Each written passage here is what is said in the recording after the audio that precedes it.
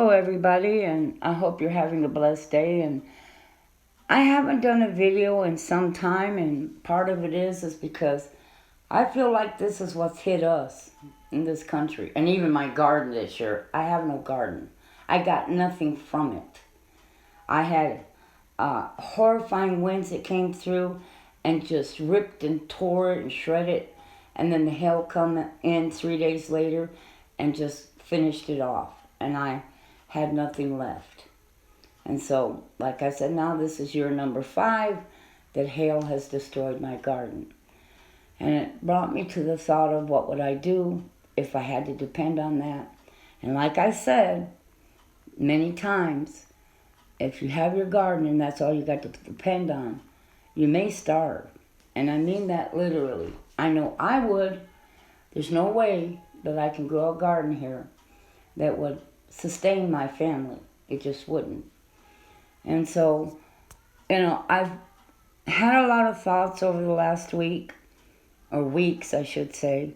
I don't think things are going to go back. I'm saddened for this country because I feel we've lost it.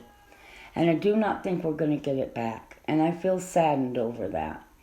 I don't worry about my future and what's going to happen to me in the end because I know God will take care of me, and I know where my place is when it's all over and it's all said and done, and I look forward to His coming. But until then, we must live. We must keep going on. He said that to us, for us to continue.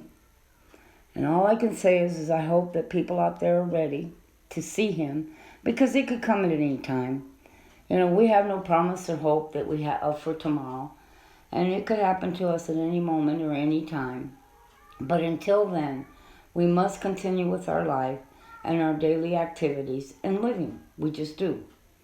And I know lots of people, or several people on here, have asked me to do more on depression, cooking, and that type of thing. And that is a hard thing, because let me try to explain. Depending on your area and what you can get your hands on will depend on what you can cook.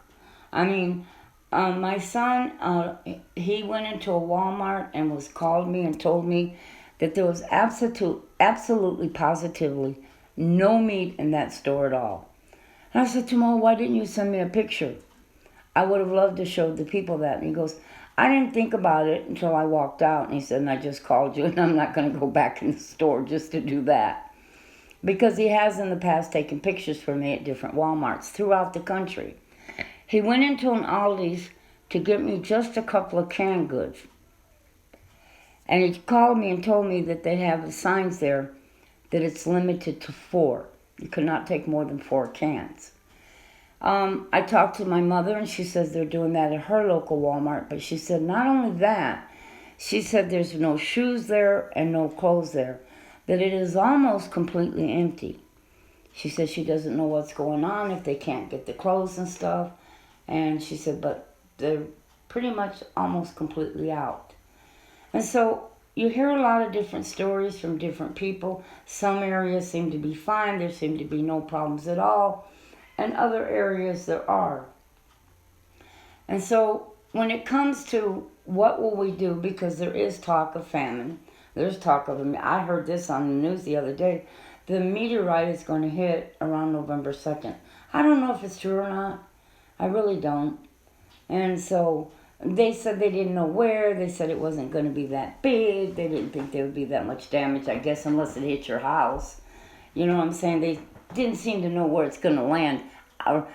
I don't believe that they don't know what state or city that it's going to drop on. That I don't believe, but they're not saying.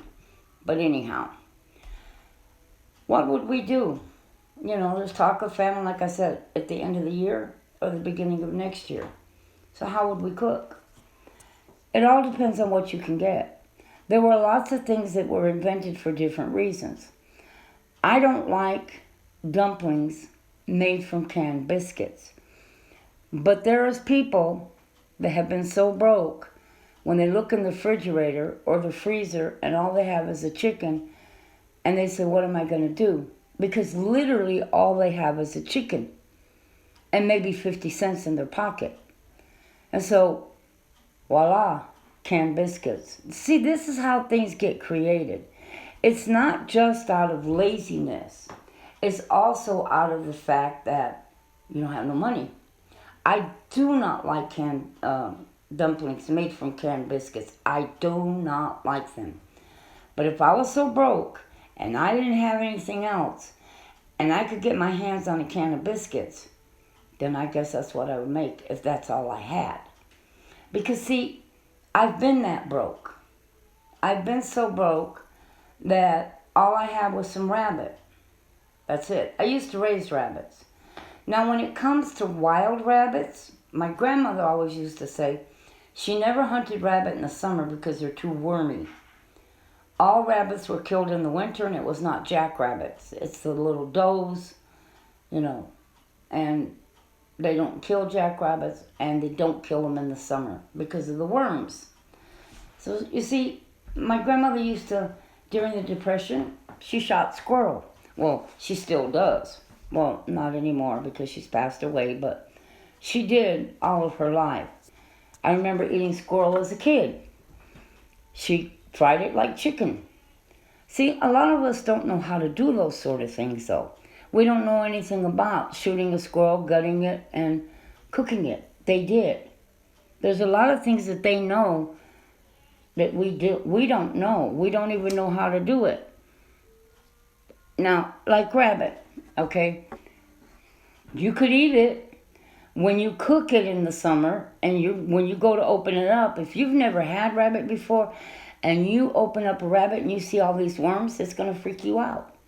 But you can still cook it and eat it.